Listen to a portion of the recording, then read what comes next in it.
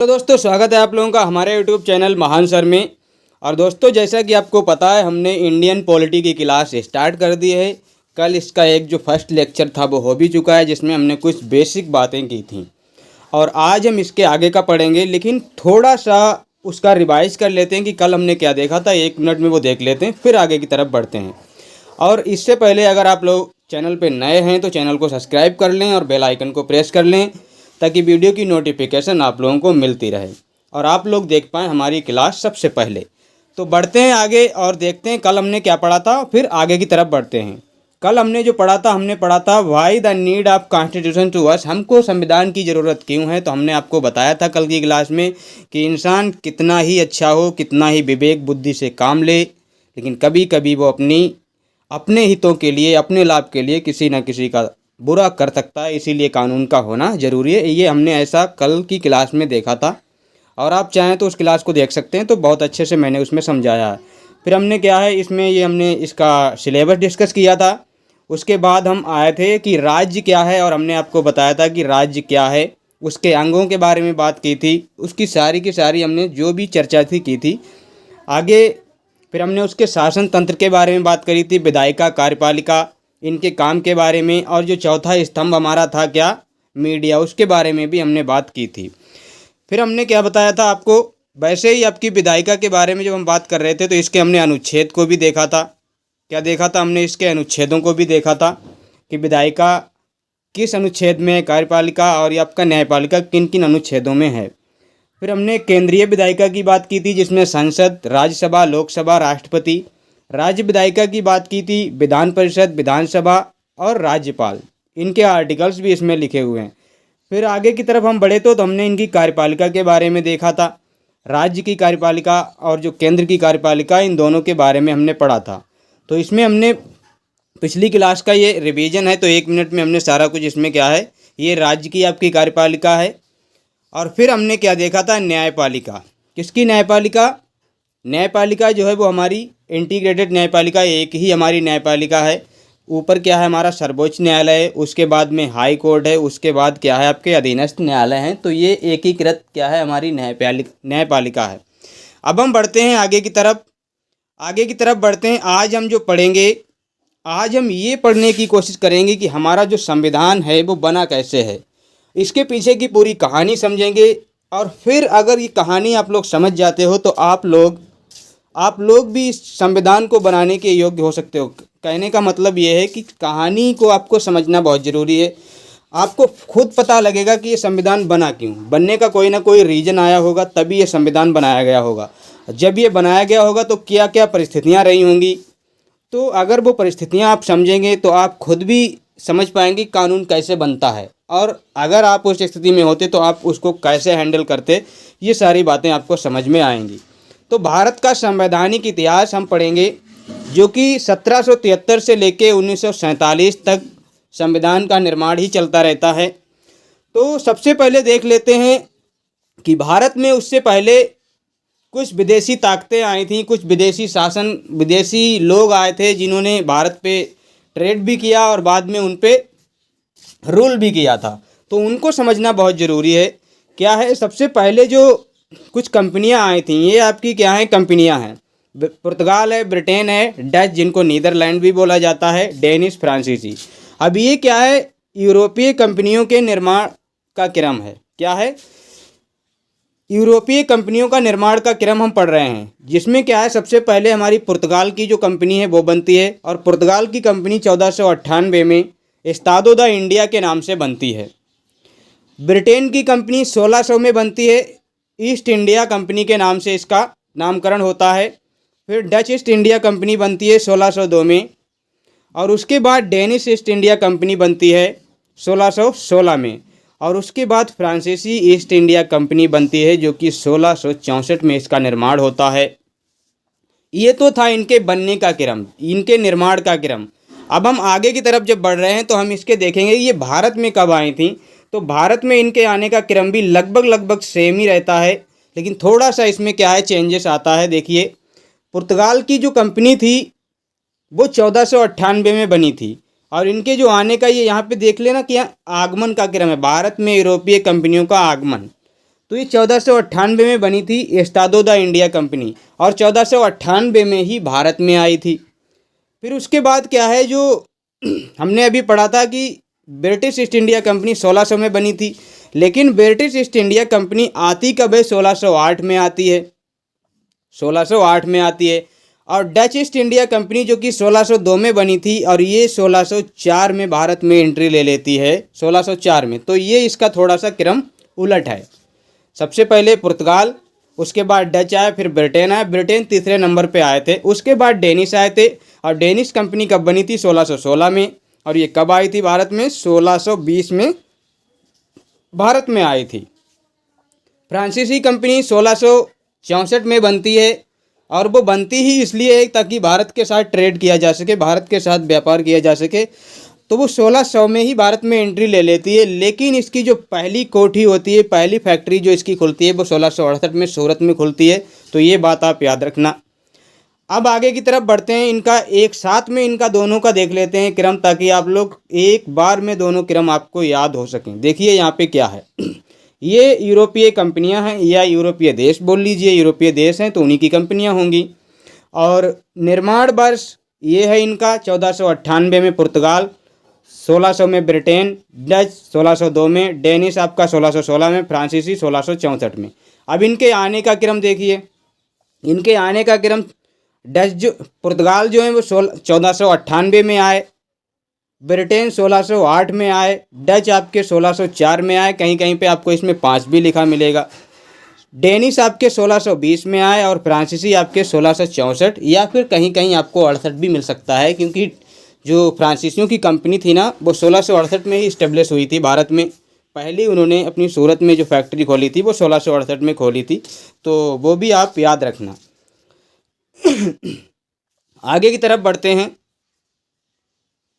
East India company, Britain में east India company की स्थापना कैसे होती है, क्योंकि भारत पे जो रूल किया है ना वो ब्रिटेन ने ही किया है, भारत पे जो रूल किया है वो ब्रिटेन ने किया है। तो हमको जो पढ़ना है इसमें सबसे ज़्यादा, हालांकि हम अगर इतिहास पढ़ रहे होते तो सारी कंपनियों को पढ़ रहे होते, और मैंने इतिहास पढ़ क्या रहे होते, हमने इतिहास में इन सारी कंपनियों का जिक्र किया है, हमने सारी कंपनियां इसमें पढ़ी हैं इतिहास में। आप जाएं तो इतिहास की प्लेलिस्ट बनी हुई है, वहाँ से आप एक एक क्लास देखते हुए सारी वीडियो को देखेंगे तो आपको पता लगेगा हिस्ट्री मैंने कितने स्ट्रक्चर्ड वे में पढ़ाई है। और उसकी 4 मैराथन्स भी डाल रखी हैं, एंसेंट की अलग है मैराथन, मिडाइवल की अलग है, और मॉडर्न की 2 मैराथन मैंने अलग डाल रखी हैं, अभी हाल ही में बनाई हैं, तो उनको आप देखिए जाके, उनमें सारा कुछ ये मसाला आपको मिल जाएगा। तो ब्रिटेन ईस्ट इंडिया कंपनी के बारे में हमको पढ़ना है, ये कैसे इसकी इस्टेब्लिशमेंट्स होती है, सारा कुछ समझेंगे, कैसे भारत के साथ इसके फिर कैसे ये भारत पे रूल करने लगती है, और फिर संविधान का निर्माण कहाँ से होता है, ये सब कुछ समझने की कोशिश करेंगे।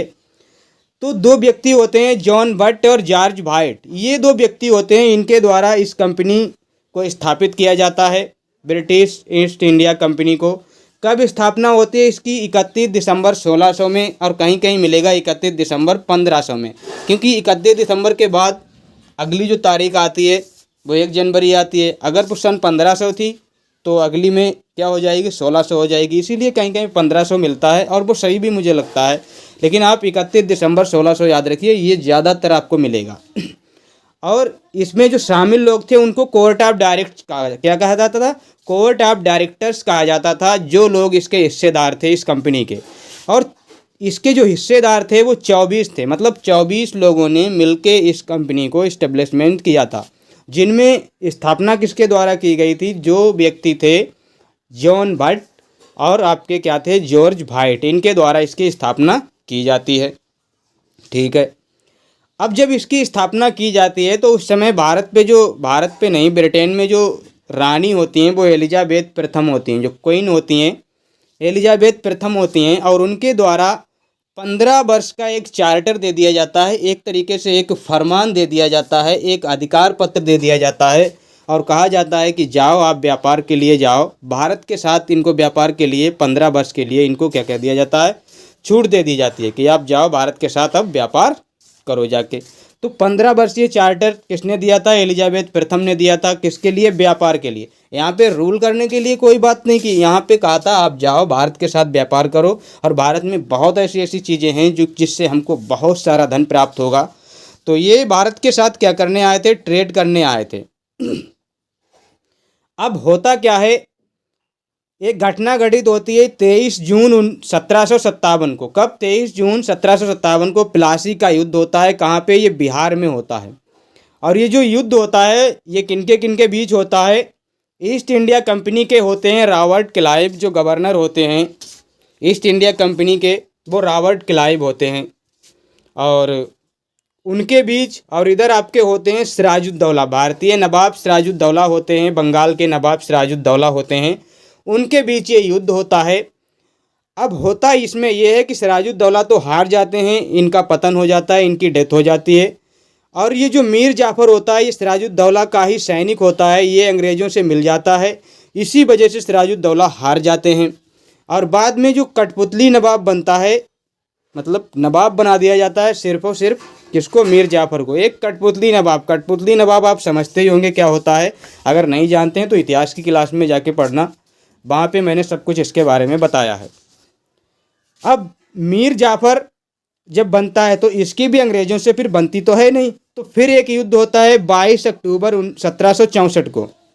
कब होता है? 22 अक्टूबर 1764 को एक और युद्ध होता है जिसे बक्सर का युद्ध कहा जाता है, और ये भी बिहार में ही जगह पड़ती है। बक्सर और प्लासी ये दोनों कहाँ पे जगह हैं? ये दोनों की दोनों आपकी कहाँ पे हैं? बिहार में पड़ती हैं। आगे बढ़ते हैं, आगे क्या होता है? जब ये बक्सर का युद्ध होता है उसके बाद क्या होता है दोस्तों? हेक्टर मुनरो, मतलब ये बक्सर का युद्ध, अभी हमने देखा बक्सर का युद्ध होगा, लेकिन ये किनके बीच होता है ये भी तो देख लेना जरूरी है। तो एक युद्ध होता है बक्सर का युद्ध, जो कि अभी तक तो जो प्लासी का युद्ध हुआ था उसमें कौन थे आपके? रॉबर्ट क्लाइव थे। इसमें आपके कौन थे? हेक्टर मुनरो थे ईस्ट इंडिया कंपनी की तरफ से। और इधर संयुक्त सेना थी, 3 लोगों की मिलीजुली सेना थी, जिसमें मुग़ल शासक शाह आलम सेकंड थे, अवध के शासक शुजाउद्दौला थे, और बंगाल के मीर कासिम जो कठपुतली नवाब थे, क्योंकि इन्हें बहुत तंग किया जाता है अंग्रेज़ों के द्वारा, तो ये अवध के शुजाउद्दौला के पास जाते हैं और मुग़ल बादशाह शाह आलम से मिलते हैं और कहते हैं कि ये बहुत परेशान कर रहे हैं अंग्रेज़, चलो इनको हटाते हैं मिलके। तो ये तीनों लोग मिल जाते हैं, मुग़ल शाह आलम सेकंड, अवध शुजाउद्दौला, बंगाल मीर कासिम। लेकिन होता क्या है, ये फिर भी हार जाते हैं, अंग्रेज़ इन तीनों को हरा देते हैं। और जब ये तीनों हार जाते हैं तो इनकी एक संधि होती है, इनके बीच में इलाहाबाद की संधि होती है। और उस संधि में, इलाहाबाद की संधि में क्या होता है? द्वैध शासन की स्थापना होती है। क्या होती है? द्वैध शासन, यहाँ से स्टार्ट हो जाता है। ये द्वैध शासन क्या होता है आप इतिहास में जाके पढ़ेंगे। फिलहाल मैं थोड़ा सा हिंट दे देता हूँ कि पूरी की पूरी सत्ता पे कब्जा अंग्रेज़ों का हो गया था, लेकिन नवाब बन के अभी भी जो थे वो नवाब ही बैठे हुए थे। लेकिन जो पूरा जो क्या कहता हूँ रेवेन्यू, जो राजस्व की प्राप्ति थी, आमदनी की जो भी सोर्स थे, वो सब अंग्रेज़ों के पास चले गए थे। बंगाल, बिहार, उड़ीसा से जितने भी दीवानी अधिकार थे, मतलब जितना भी राजस्व इकट्ठा होने वाला था वो सब अंग्रेज़ों को मिलने वाला था। राजस्व अधिकार किसके पास आ गए थे? अंग्रेज़ों के पास। और जब अंग्रेज़ों के पास राजस्व अधिकार आ गए तो क्या हुआ? उनके पास एक भूभाग आ गया। राजस्व मतलब बंगाल, बिहार, उड़ीसा सब कुछ आ गया उनके पास, तो उनके पास क्षेत्र हो गया, भूभाग हो गया। और जब क्षेत्र हो गया तो उस क्षेत्र की जनसंख्या भी उनके अंडर में आ गई। अब सारे अधिकार भी तो उन्हीं के हो गए, वो जो कहते थे वही करते थे, वही होता था, तो संप्रभुता भी उन्हीं की हो गई, तो सरकार भी उन्हीं की बन गई। और ये सारे तत्व अगर मिल जाते हैं तो ये क्या निर्माण करते हैं? एक राज्य का निर्माण करते हैं। और राज्य का जब निर्माण हो जाता है तो राज्य की व्यवस्था के लिए राज्य की व्यवस्था करनी पड़ती है, और राज्य की व्यवस्था करनी पड़ती है तो उसके लिए नियम और कानून बनाने पड़ते हैं। और नियम और कानून बनाने के लिए उस समय भारत में ऐसा कोई भी बॉडी नहीं था जो नियम और कानून बना सके। तो ये कानून बनाने का काम कहाँ से शुरू हुआ? ये ब्रिटिश संसद से शुरू हुआ। ब्रिटिशर्स अपने देश में बैठ के भारतीयों के लिए कानून बनाने का काम करते हैं। वहीं से हमारे क्या है, अधिनियम और एक्ट्स आते हैं, और यहीं से शुरुआत होती है भारतीय संविधान की जो यात्रा है, उसकी स्टार्टिंग यहीं से होती है। अब हम एक एक एक्ट के बारे में जानने की कोशिश करेंगे, तो बढ़ते हैं आगे की तरफ और एक एक एक्ट को जानने की कोशिश करते हैं। अब यहाँ से क्या होता है, सबसे पहला जो स्टार्टिंग पॉइंट आता है भारत का संवैधानिक इतिहास का, 1773 से लेके 1947 तक जो एक्ट बनते हैं उनके बारे में एक बार देख लेते हैं। तो इसमें दो कैटेगरी हैं, दो तरह से इसको डिवाइड किया गया है। एक तो ईस्ट इंडिया कंपनी का शासन रहा है 1773 से लेके 1853 तक ईस्ट इंडिया कंपनी का शासन रहता है, मतलब भारत पे पूर्णतः जिसका शासन रहता है वो कंपनी का रहता है। उसके बाद जब 1857 में युद्ध हो जाता है, रिवोल्ट हो जाता है, 1857 की क्रांति हो जाती है, उसके बाद स्ट्रक्चर चेंज होता है, कुछ चीज़ें बदलती हैं और ब्रिटेन क्या करता है, भारत का जो पूरा का पूरा एक तरीके से रूल करने का या भारत की पूरी जिम्मेदारी सम्राट के हाथों में चली जाती है, पूरी की पूरी सत्ता ब्रिटेन के हाथों में चली जाती है। तो ये दो अलग अलग कैटेगरी हैं। तो सबसे पहले हम इनको पढ़ेंगे, इसमें क्या क्या हुआ, बाद में इनको पढ़ेंगे। तो ये सारी चीज़ें देखने की कोशिश करेंगे। अब देखिए यहाँ पे कंपनी के शासन में कौन कौन से एक्ट बनते हैं। एक तो रेगुलेटिंग एक्ट आता है 1773, फिर उसके बाद एक संशोधन एक्ट भी आता है इसमें 1781 में, पिट्स इंडिया एक्ट आता है 1784 में, फिर एक और एक अधिनियम आता है 1786 का। उसके बाद आता है 1793 का चार्टर एक्ट। चार्टर एक्ट आपका 1813 आता है, चार्टर एक्ट 1833 आता है। उसके बाद एक और चार्टर एक्ट आता है 1853। तो आपके इतने चार्टर एक्ट थे। अगर कभी ये आपसे पूछ लिया जाए कितने चार्टर एक्ट आए हैं, तो 4 आपके चार्टर एक्ट आए हैं। तो इन चारों को आपको पता होना चाहिए। 4 आपके क्या आए हैं, एक्ट आए हैं, चार्टर एक्ट। अगर रेगुलेटिंग एक्ट की बात करें तो सिर्फ एक ही रेगुलेटिंग एक्ट आया है और वो है 1773 का। एक आपका पिट्स इंडिया एक्ट आया है। ये पिट्स इंडिया एक व्यक्ति के नाम पे था, वो मैं आगे बात करूँगा किसके नाम पे था, तो ये आपको पता होना चाहिए। अब इधर देखिए आप लोग, भारत शासन अधिनियम 1858, यहाँ से क्राउन का शासन स्टार्ट होता है। तो यहाँ पे भारत शासन अधिनियम आ जाते हैं, मतलब भारत पे शासन करने का अधिनियम अब यहाँ से आता है। अभी तो चार्टर एक्ट थे।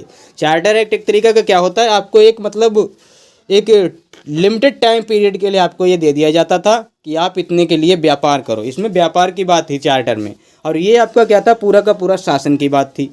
तो शासन अधिनियम 1858 आता है। फिर भारत परिषद अधिनियम एक आता है, परिषद की स्थापना होती है, मतलब एक तरीके से कानून बनने की, जैसे विधान परिषद, केंद्रीय विधान परिषद, इन चीज़ों की स्थापना होती है। तो 1861 से होती है।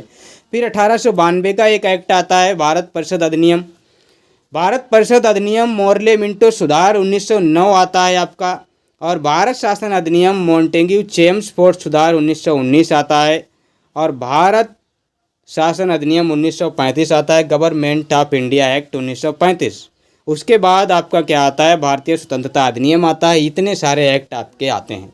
अब इनके एक्ट के बीच में भी कुछ चीज़ें चलेंगी बीच बीच में, उसको भी देखने की कोशिश करेंगे। यहाँ पे आप लोग देखिए, ये हमने अभी क्या बात की, इनके बारे में अभी हमने बात की, इनके बारे में अभी हमने बात की, लेकिन इनके बीच में कुछ चीज़ें और भी चलेंगी। जैसे कि ये आपका क्या है, अगस्त प्रस्ताव आएगा, क्रिप्स मिशन आएगा, बेबल योजना, शिमला समझौता, कैबिनेट मिशन, माउंटबेटन योजना जो कि 3 जून 1947 को, तो इनको भी हमें देखना रहेगा। तो ये सारी चीज़ें हम पढ़ने की कोशिश करेंगे और एक एक चीज़ को बहुत डिटेल में जाके पढ़ेंगे, मतलब इतनी डिटेल में भी नहीं कि सुबह से शाम हो जाए, लेकिन हर एक चीज़ को उस नज़रिए से, उस दृष्टिकोण से पढ़ने की कोशिश करेंगे जहाँ से हमारा क्वेश्चन आए। तो हमारा क्वेश्चन बनना चाहिए, कैसे भी हो हमारा क्वेश्चन जाना नहीं चाहिए। तो ये सारी चीज़ें हम पढ़ेंगे।